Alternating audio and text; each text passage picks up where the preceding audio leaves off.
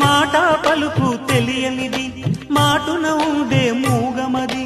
కమ్మని తలపుల కావ్యమయే కవితలు రాసే మౌనమది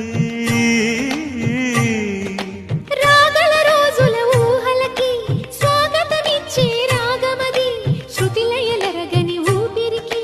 స్వరములు కూర్చే గానమది ఋతువుల రంగులు మార్చేది కల్పన కలిగిన మది భావం బ్రతుకును పాటగా మలిచేది